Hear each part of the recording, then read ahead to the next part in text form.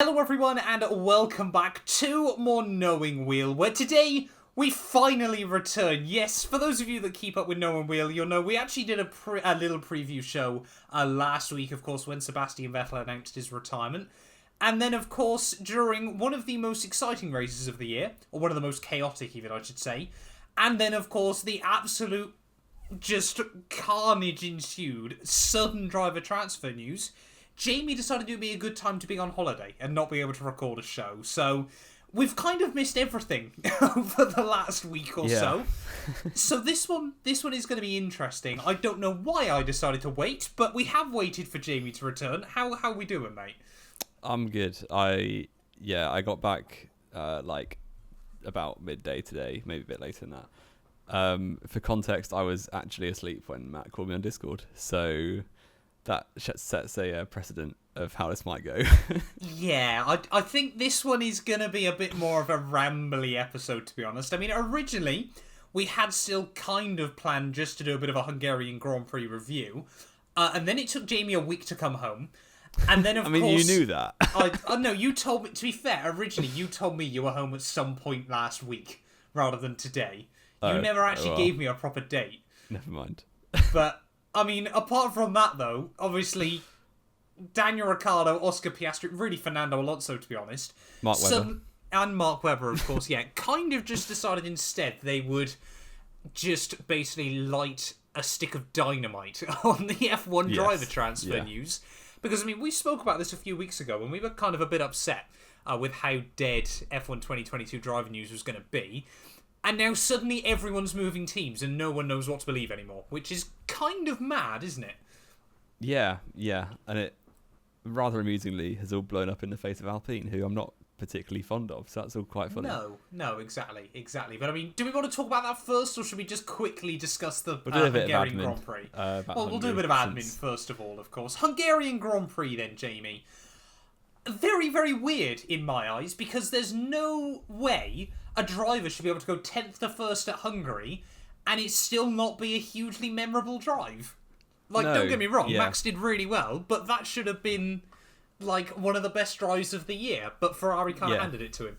Well, we'll get straight to that, really, because, at the point where Leclerc got past Russell on his medium tyres, when they're both on medium tyres, the race was in Leclerc's hands. He was, 5 seconds clear of second place? Yeah.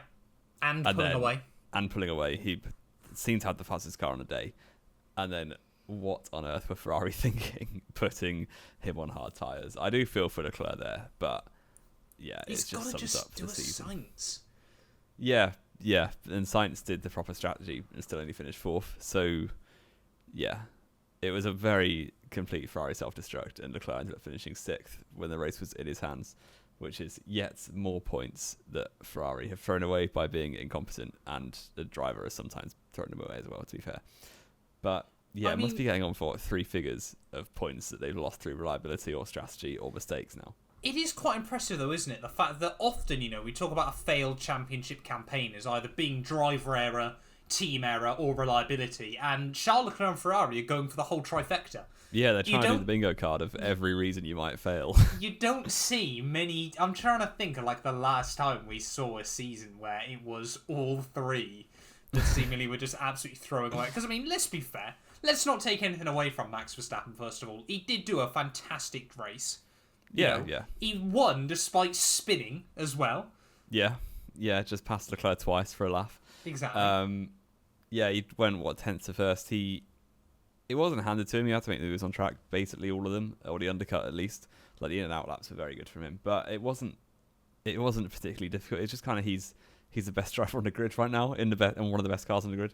So it just seemed a bit simple, and he was leading for the last 20, 30 laps. Yeah. So it wasn't even like it was a shock. It was just like, oh, Verstappen's won, cool. I mean, we all kind of expected Ferrari just to throw it away again, weren't we? Yeah. But still annoying. What I've loved about Ferrari, though, this week is, of course, like we've said, we've discussed their throwing away the championship and the whole trifecta.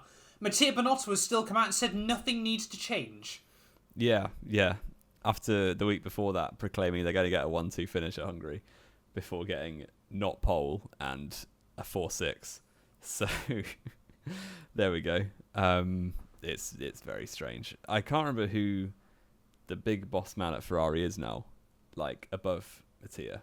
Oh, what, the Fiat guy, the little Italian guy with glasses? Yeah, I mean, but that's a terrible explanation. Surely his patience is running thin. It's not Mattiacci, is it? No. No. I'm going to have to Google that now because it's going to really annoy me otherwise. But yeah, I'm thinking back to 2014. I mean, that was a whole, like, to be fair to Ferrari, at least their car's actually good now. Back then it was bad and couldn't run themselves properly. But surely there's got to be some sort of changes. Marchione, sorry. Sergio. No. But he's not there anymore. I thought he died. No, yes. Yeah, he did, I think, didn't he? That's terrible. No, who is it? That's who I was thinking of. He did die like 4 years ago. That's shocking podcasting by me. I'm so sorry. This is why not am good. I on Mattia Binotto's Wikipedia page? No. All right. Well, you keep looking for that. I'll talk about George Russell being an absolute legend in qualifying. Yes, please do. Before I dig myself a hole. Yeah. Yeah, and also Leclerc being a fraud and losing to Sainz in quali, but you won't hear about it because they gave Sainz a slow stop on purpose in the first stop. Yeah, Russell pulled out of the bag. First pole position ever. Yeah, for him. Very, very good job. Mercedes weren't expecting it at all, especially when in free practice on Saturday morning they were like over a second off the lead. Obviously, different conditions, but yeah, Russell really pulled out of the bag. Pretty amazing. Helped, of course, by Verstappen having those engine problems and Hamilton's DRS not opening in Q3. So the two best drivers in Q3, neither of them can actually qualify. Ferrari's website is down, by the way. Oh, that's just thought I'd let you know. It's a complete F1 shutdown. Even the servers have gone home. You try and load up Ferrari.com and it just doesn't work. Maybe that's the most Ferrari thing I've ever seen. Yeah, but yeah, Russell first ever pole. Unfortunately, couldn't convert it to a win, but he still did a pretty good job in the race. He held admirably, for a while, and then I think by the end, it was cool that Mercedes let the drivers fight, but I think Hamilton just had a bit too much. Yes, well, I mean, this was the thing, wasn't it? You know, Hamilton said after the race, had he not had the issues in qualifying, he reckons he could have won that. And to be fair, he was only 8-9 seconds behind Max at the end. I believe him. I get the feeling Verstappen wasn't pushing as hard as he needed to. Probably not right towards the end, but I still think, you know, if Hamilton had started pole, I think he could have controlled the early stages there. And he is mega really at the Hungaroring. Yeah. Let's not forget that either. Yeah, definitely. But then, maybe he would have done, but also I'm sure if it was in that situation, Hamilton's like on the pole and Verstappen's in 10th and Verstappen finishes second still, they would have just said at Red Bull, like, oh, he would have won that if we qualified properly. Yes, so don't get me exactly. I mean, it is just complete context, but I did, you know, we're sort of looking more and more, aren't we, at Mercedes surely win this are going to year? They're going to get race wins. Surely. Well, With the way Ferrari do their best to not get race wins, there's going to be a gap opening up.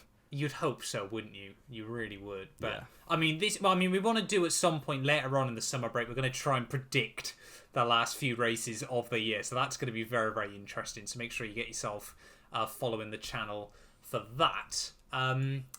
But I mean, let's not beat around the bush, Jamie. Driver of the day was Max Verstappen, wasn't it? Yep. You can't really argue definitely against that. In terms of our predictions, though, you absolute sweat. Like, who on earth? Like, you must have, after qualifying, been thinking your predictions were screwed. People who watched the pre-race, I completely messed around. I've been waiting to do it all year. I was like, I want to predict Alonso podium just because it's funny. Hungary looked like it might have been a wet race. Turns out it wasn't. But I was like, you know what? Let's just throw Alonso on the podium for a laugh.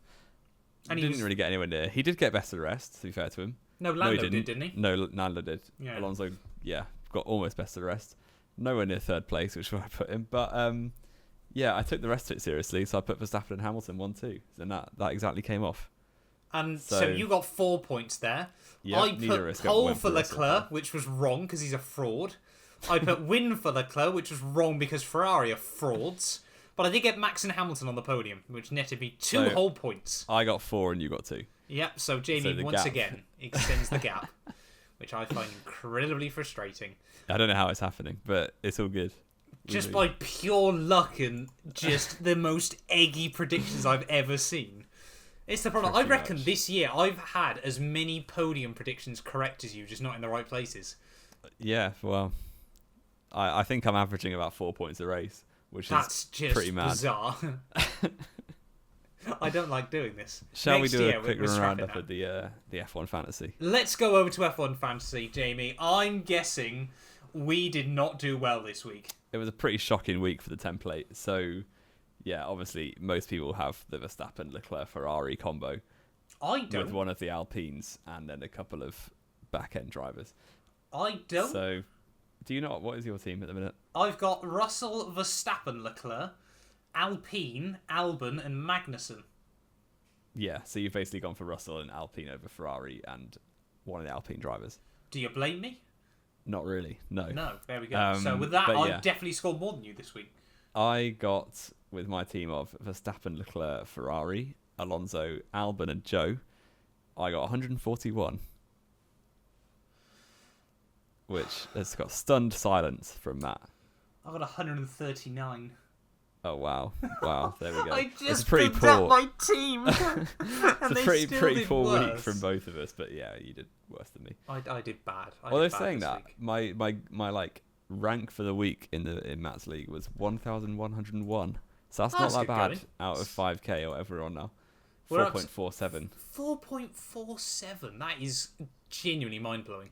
Up to nearly 4,500 people in this league. I reckon next year we aim for at least 5k.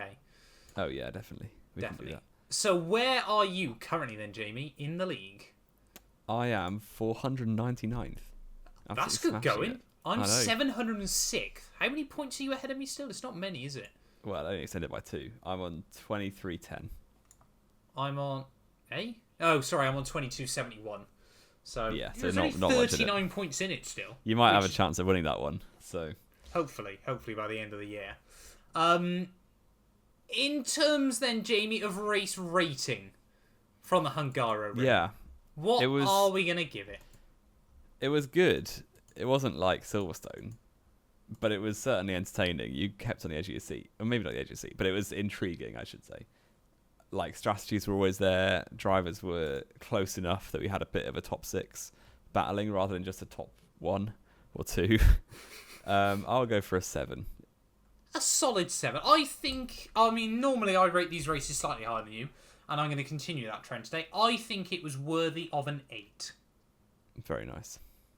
I think it was a good weekend. You know, we had that little bit of tension as well towards the end with the rain, but I think a Yeah, solid yeah. 8 is fair. It's been a while since the F1 just looked at clouds all race, thinking there's rain on the way. Yeah, it has so- been a little while, hasn't it? Yeah, That was we've like missed every that. race for a period of time. We have missed that so far this year. Let's jump into the real talk then, Jamie. Yeah, everything that's kicked off since then, which is... The carnage that Yeah. has ensued.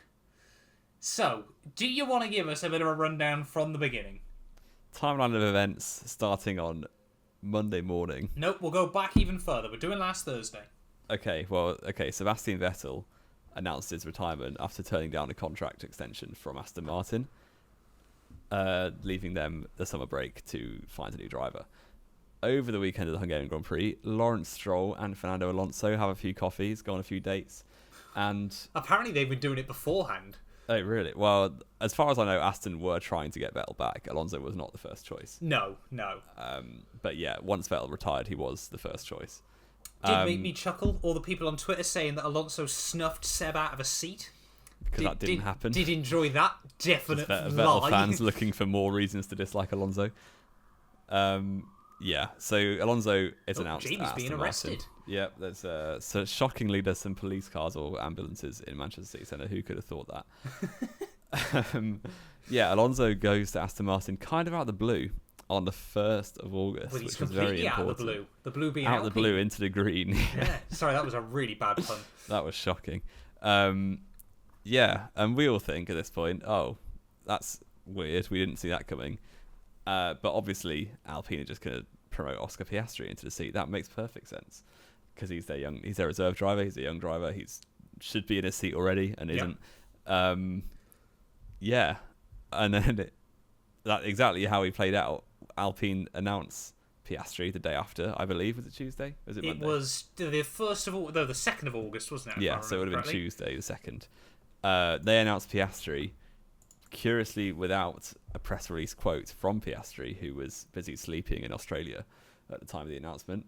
And yeah, when he woke up, him and Mark Webber announced that he wasn't driving for Alpine next season, which all got a bit weird. And it is, I think I understand what's gone on, but it is a bit weird. So I mean, it is just Alonso. Let's not beat around the bush here. There's no other way to describe it. It's Alonso shithousery. It's what it complete is. Fernando Alonso summed up. It's pretty hilarious from him, to be fair. But yeah, basically there was a clause in Piastri's contract as Alpine reserve that says, on the 1st of August, if you haven't got me a seat at Alpine, I can talk to other teams. Well, it was basically, wasn't it? Just by the 1st of August, if there's a seat at Alpine before the 1st of August, I have to Oscar take it. has to take it.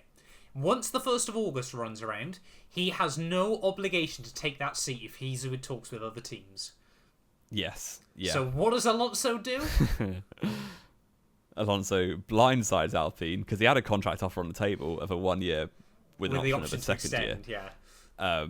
Aston Martin gave him a 3-year deal, which is kind of mad at 42 or 41, sorry. But yeah, he completely blindsided Alpine by leaving that abruptly, and it's kind of brought the house down. I mean, because not only have they lost Alonso, who's their best driver of their current drivers, in my opinion, and fact, they've also lost their future driver, who would have been incredible for the next, like, however long they could have kept him. He would have been really good. I mean, imagine being the the Alpine board and going, right, we've got Fernando Alonso, one of the best drivers of his generation, still on the payroll at the moment. You know, he can still bring El Plan. We've got Oscar Piastri, a future world champion, you know, different gravy material. Imagine going away, coming back Tuesday to look at your driver pen, and it's just Esteban Ocon there, all by himself. They've not even got young drivers, really, either. Well, Lundgaard's gone as well, haven't he? They've literally got... Is it Colette, and that's about it? Yeah, Calais in F3. And Victor Martins, is he? Well, no, Alpine? what's the English fraud guy as well? Oh, Ollie Caldwell. Ollie Caldwell, he's terrible. yeah. He's going to end up with an F1 seat without knowing where the seatbelts are or something like that. I mean, it's just... Imagine. I mean, Otmar Safnauer... Oh, Jack Doohan's quite good. But Jack he's not Doohan, yeah, no, he's... I like Jack Doohan, to be fair. But, I mean, imagine being Otmar Safnauer and literally Absolute just seeing, nightmare. like, years' worth of Alpine development in terms of drivers just fall apart. I think what I love about it the most, though... I mean, like I said, neither of us are Alpine fans. I guess unless you're French, it's probably a bit difficult to warm to them anyway. Unless you're French or a huge Alonso, or I don't know whether... Well, I do like Alonso. Well, I want to see Alonso do well, but... Yes, yeah. In the situation where he would leave, I then stopped caring about Alpine. But, So, I mean... a bit like when Hulk was there, really. Alonso, let's be fair. Let's just recap this. Burnt bridges at McLaren twice. Burnt bridges at Ferrari. Burnt bridges before they were even formed between himself, Mercedes and Red Bull, through wanting ridiculous contracts from them during the turbo. Well, he actually had an offer for Red Bull for 09 to replace... Yes, well, I'm talking more Coulthard. turbo hybrid, yeah. Oh, yeah. Yeah. But he chose... he didn't see the project, Ferrari. and then he could have been a 6-time champ. Could have been. But the one team Alonso hasn't upset up to now was Renault or Alpine. So they give him a chance to come back. You know, this is meant to be, you know, the revival. He's gone to Renault/Alpine 3 times. Yep, and both other times it's worked. Second time round was a bit iffy, but, you know, we move. He got one legit win. He did, yep. Everyone always forgets about Suzuka. It's a very good point. Fuji, well, even, sorry. It was Fuji, yeah. That's why everyone forgets about it, because it's the wrong track. Yeah. But imagine then, after all these years of, you know, trying to sort of get back in with Alpine and everything like that, and then you just decide to do the same thing to them as you've done to everyone else. I mean, Alonso... Yeah. I mean, let's be fair. Aston Martin is going to just destroy him from the inside. Like, he's going to get down there, and it's just going to be 6 team members cradling Lance Stroll as he plays with crayons or something, and tries to work out... Alonso will have, like, 1 engineer versus the 50 that are working on Stroll's car, and still out-qualify him every race. I mean, he's going to get 3 races in and 1 out, isn't he? Yeah. I think, to be fair to Aston Martin, they do have a lot of infrastructure stuff going on, which won't... Yeah, but they're going to bottle it. Come on. The thing is, Force India used to be like quite a well-run organisation. it feels like since Stroll bought them out, it's not really gone that well. No. But it'll be very interesting to see. I do see Stroll getting Nelson Piquet Stoffel Van Dorn, because he can't qualify anyway. Yeah.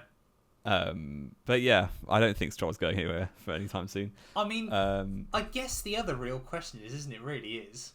What happens if Stroll pretty much matches Alonso in the same way he's pretty much matched Seb? I mean, let's just take this into consideration for 1 second. Everyone will rate Stroll so hard if he does that, including me. I'd back Stroll if he goes out and beats Alonso. I would stop disliking him. We've got that on the record. Jamie will stop disliking him. You can replay that in a year's time when Stroll's 13-0 against Alonso. Yeah, exactly. Let's talk about then probably the unfortunate mover in all this. I don't think it's such a bad thing because we all know it's looking like Piastri is going to be going to McLaren.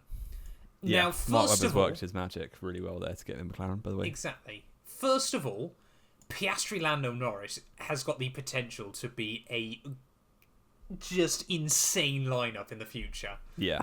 I mean, that is spice. Very exciting. McLaren just need to sort out making a car capable of winning races now. Yes, yeah.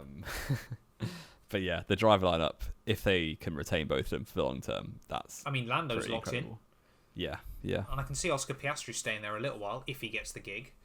But of course, that means Daniel Ricciardo is going to get shuffled out. And again, a lot of people are hating on this. I think Ricciardo back to Alpine is probably the best thing for him. Yeah. It'll be a weird one because he kind of stitched him up when he left. But it would make sense. Like, he's not really got many other options, really, unless he does want to go to IndyCar. But you imagine that... Williams is about it, isn't it? But Williams, there's no way they've got the money for him, unless he wants to really cut his wage. Is he going to get any... Well, I mean, Alpine, probably the only team that will pay him big money. So. Yeah. And the only other option for him is to stay in the McLaren family and do IndyCar, but I don't see him wanting to do that if he's been forced out of F1 early. Not yet. No, exactly. So yeah, it's a bit of a shame for him, but he has been underperforming for 2 years, or 1.5 years, sorry. So yeah, I think back to Alpine, it would be a bit weird because it'd kind of be like both of them have just been screwed over, so it's almost like the rebound couple between both of them, like going back to your ex because the current one screwed you over. Yes, yeah. Yeah, you've both gone back to your exes because your current partners have cheated on you with each other. Yeah. Which isn't quite what's happened, but yeah. I mean, it is just bizarre, isn't it? Just the fact that, like we said, we spoke about driver transfer news over the last few weeks, and it was nothing. And now suddenly it's everywhere. I mean, we've got a few other bits and pieces to talk about as well, don't we, in terms of driver transfer news. Williams have got an empty seat still. Now, I think everyone under the sun is hoping, unless you're Nicolas Latifi's family, bless him. I don't dislike the guy. I mean, I think his lack of wheel ability is horrendous. But surely he's out the door. He's out the door. You can't have someone like him in a 4th year in a Formula 1 car.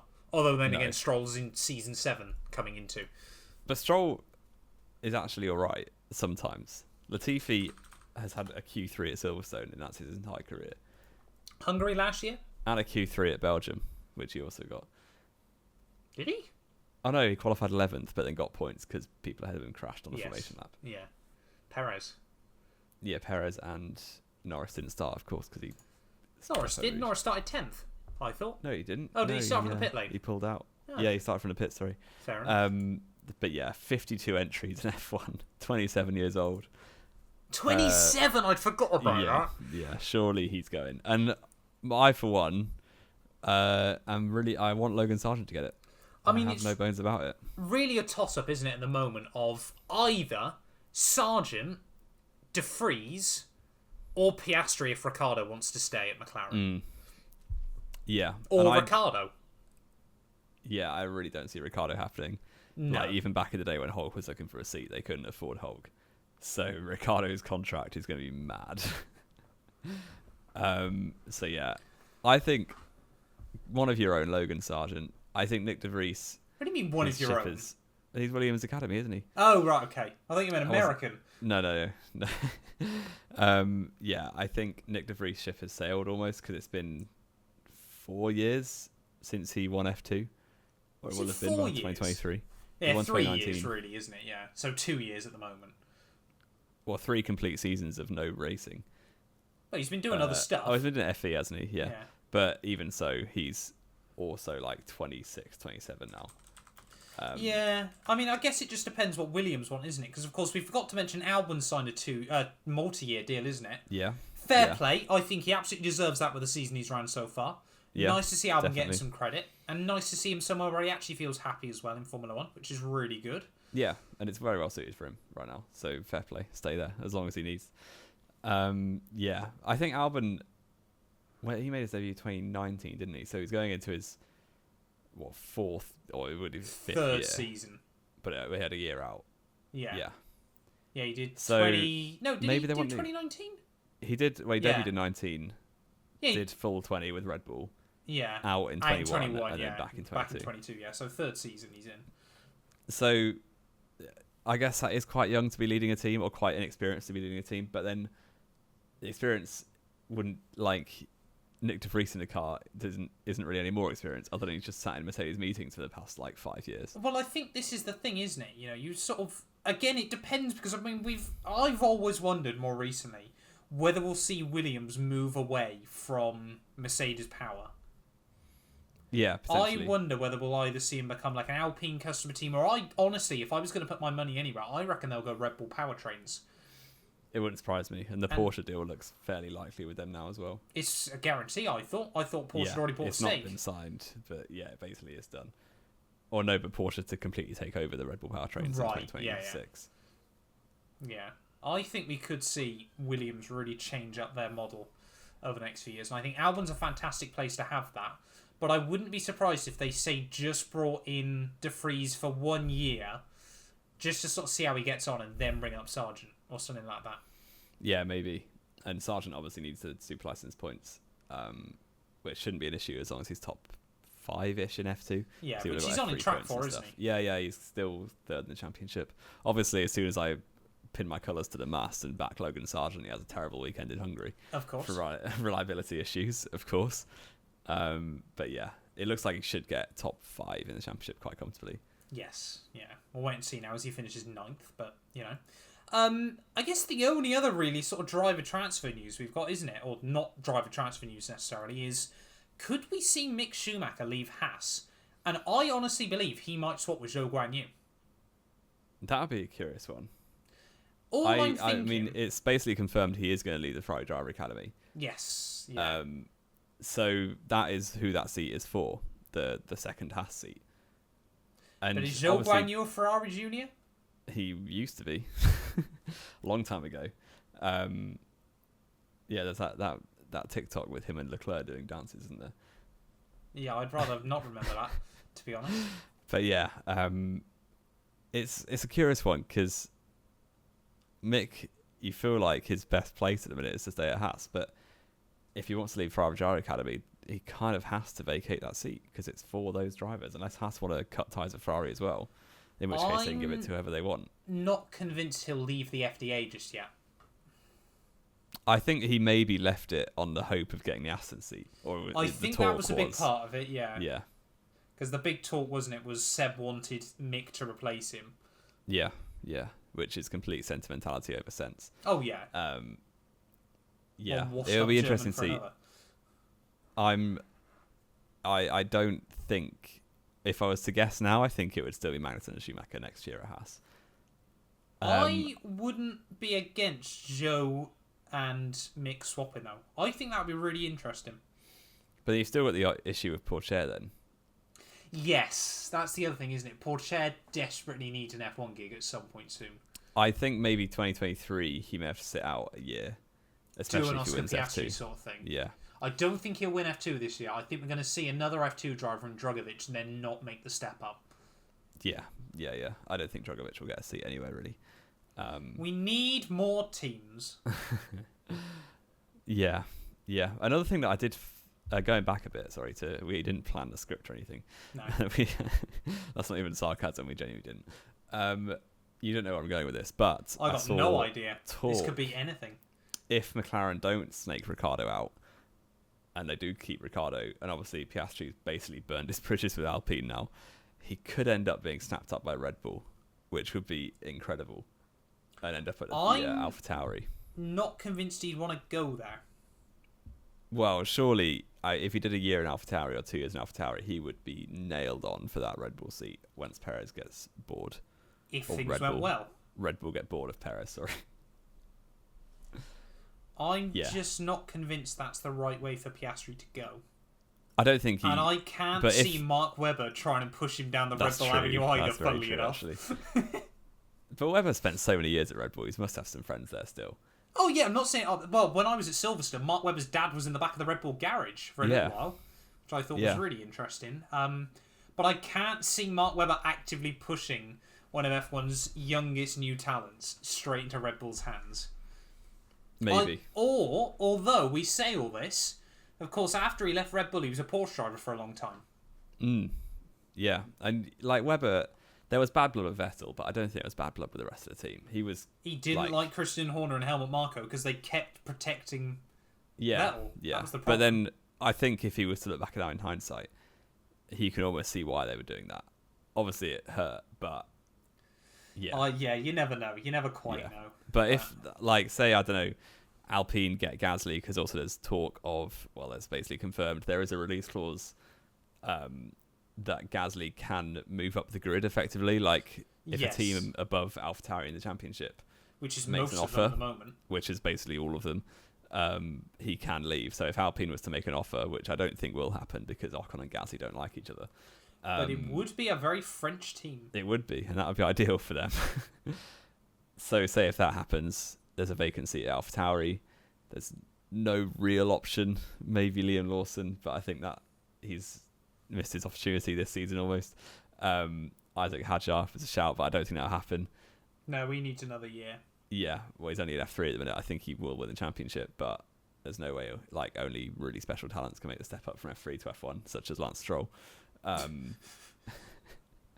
So, yeah, Piastri into the Red Bull family, maybe. He'd absolutely snap Tsunoda up. Probably, but this is the thing, if he didn't... Come on, Piastri is one of those drivers. Oh, yeah. No, and this is but Red Bull does weird things to people. It does, yeah. I just think, at the moment, I just want to believe, he's going to go to McLaren. Ricciardo's going to go to Alpine, and things are going to settle down from there.